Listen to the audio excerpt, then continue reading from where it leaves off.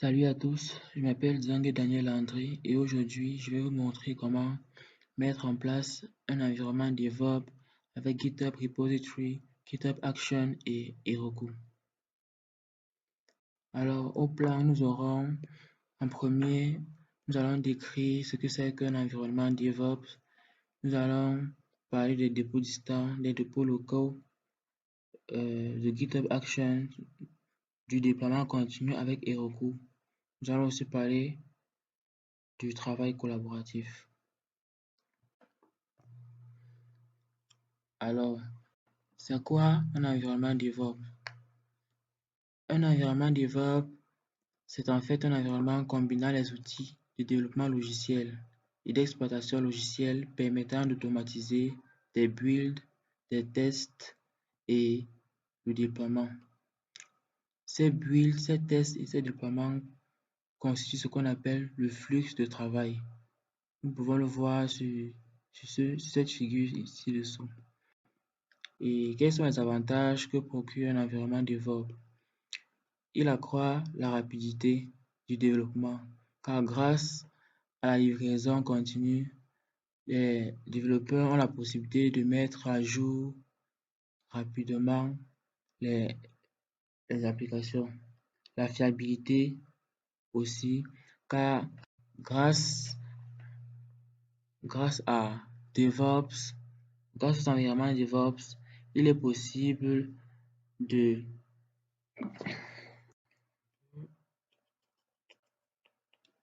La fiabilité garantit ici la qualité du système, car grâce aux tests automatisés, on est sûr que aucun bug ne pourra passer. L'évolution. Grâce à la livraison continue, les développeurs ont la possibilité de mettre à jour en temps voulu le système. L'évolution est garantie ici car il est très facile de faire la mise à jour régulière de l'application grâce au déploiement continu et au test continu. La collaboration aussi est améliorée. Maintenant, nous allons passer au dépôt distant. Nous utiliserons GitHub. Alors, la première des choses à faire, c'est d'aller sur github.com pour créer notre compte. Nous tenons à rappeler qu'il existe un tutoriel qui sera disponible dans les liens de la vidéo. Ce tutoriel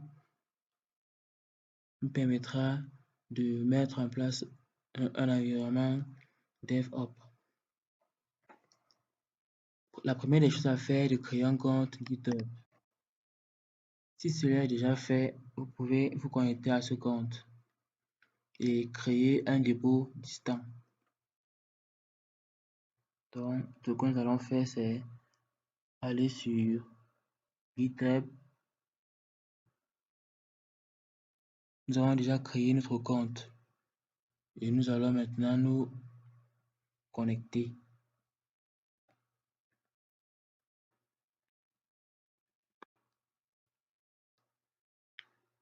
Voilà. Cette interface est celle de GitHub lorsque nous sommes connectés. À ce niveau-ci, nous pouvons voir nos repositories qui sont nos dépôts distants. Nous pouvons créer un nouveau dépôt en cliquant sur New, bouton New.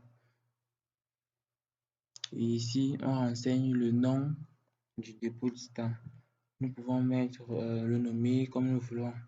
Par exemple, CICD et nous mettons test, par exemple. Voilà, on dit qu'il est disponible. Et nous pouvons mettre une description, elle est optionnelle. Ici, nous avons la possibilité de choisir si le dépôt sera public ou privé. Public, cela veut dire que n'importe qui pourra avoir accès au dépôt distant. Mais nous voulons que notre dépôt soit privé, alors nous allons choisir privé. Et ensuite, si nous voulons ajouter un README file, Nous pouvons aussi ajouter le fichier .git-ignore. En fait, ce fichier nous permettra de faire quoi? Permettra d'ignorer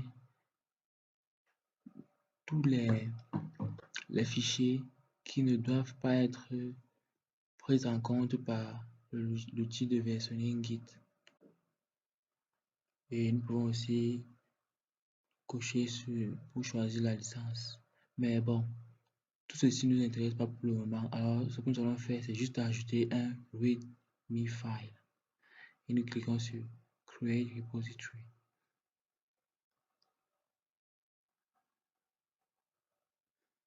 Voilà, le dépôt a été créé. Mais nous n'y avons pas encore déposé notre projet. Et nous pouvons constater que nous sommes sur la branche main, la branche principale. Et il n'y a qu'une seule branche. Ce que nous allons faire maintenant, regardons, nous allons maintenant ajouter des collaborateurs au projet. Pourquoi ajouter des collaborateurs au projet? Ceux-ci vont nous aider dans le développement. Ils auront accès et pourront modifier le projet. Ils pourront aussi ajouter des fonctionnalités. Et tout sera pris en compte par le logiciel de versionning Git. Ainsi, nous pourrons soit rentrer à une version antérieure, soit nous pourrons aussi savoir qui a modifié le projet. Pour ajouter un collaborateur, nous allons sur l'onglet Settings. Sur Settings, nous cliquons sur Manage Access. Ici maintenant, nous avons la possibilité d'inviter des collaborateurs. Nous cliquons sur le bouton, ce bouton vert. Et là, nous devons renseigner en fait nos collaborateurs, les adresses email des collaborateurs que nous voulons inviter dans le projet. Là, vous avez vu la méthodologie.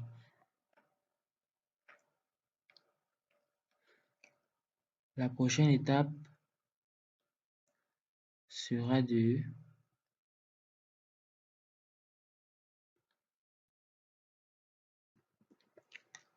créer un dépôt local.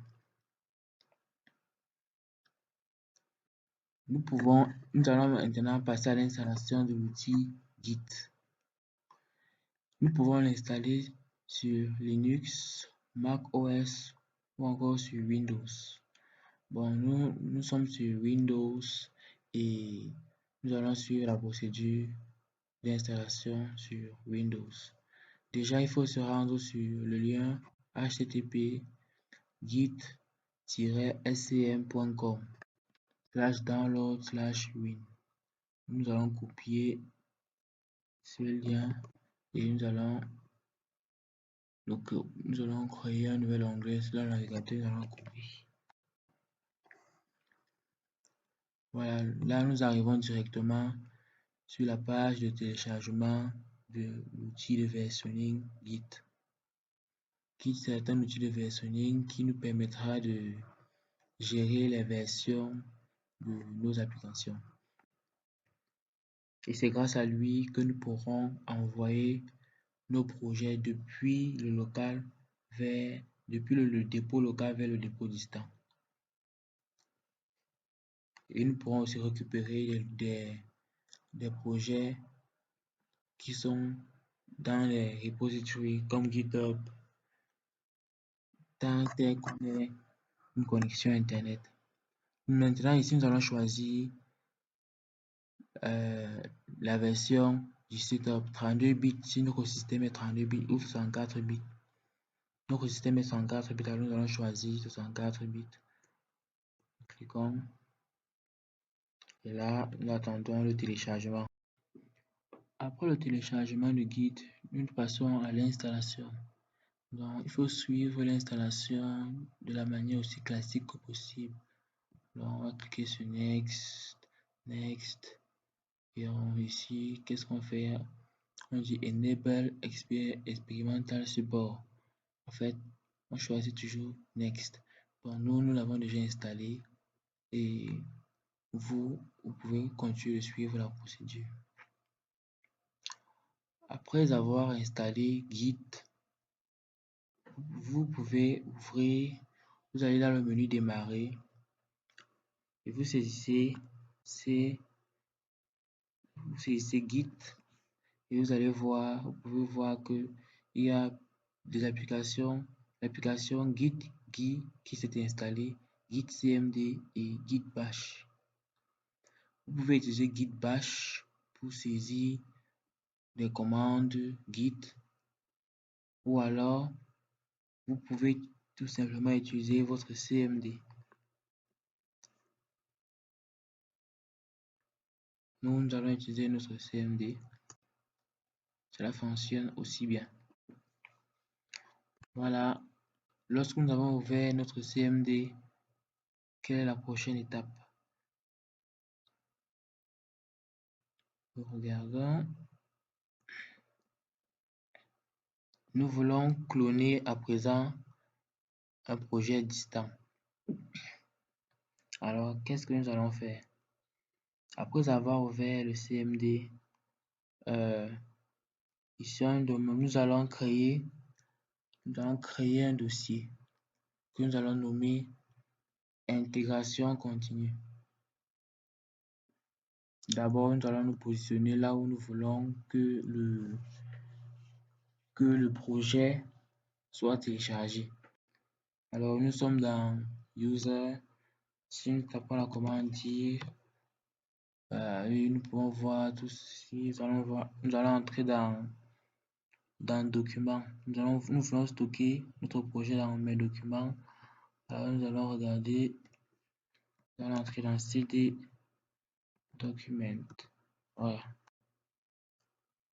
Ici, nous allons créer un dossier avec la commande mkdir projet GitHub projet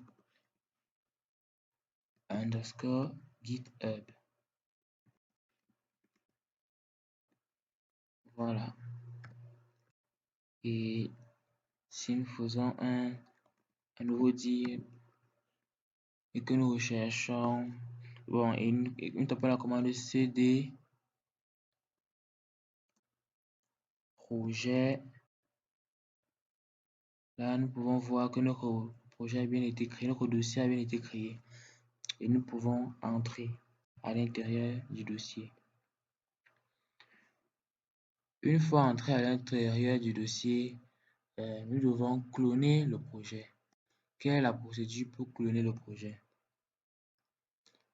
La première des choses à faire, c'est de faire quoi? Nous allons tout d'abord initialiser notre projet. Et pour initialiser notre projet, nous allons utiliser la commande git init. Projet en local, bien évidemment. Nous utilisons la commande git init. Git init. Pour que Git reconnaisse ce dossier faisant partie d'un projet Git. Voilà, Git. On a bien initialisé le projet dans le dossier projet GitHub. Maintenant, pour cloner notre projet, nous allons utiliser la commande git clone, espace, le lien vers le projet distant. Et ce lien-là est disponible sur GitHub. Donc ici, nous allons aller sur Code, sur l'onglet Code. Et là, si nous cliquons ici, sur ce bouton vert là, nous pouvons voir le lien vers notre dépôt distant et nous le copions. Nous revenons sur notre CMD, notre invite de commande et nous tapons la commande git clone espace et nous collons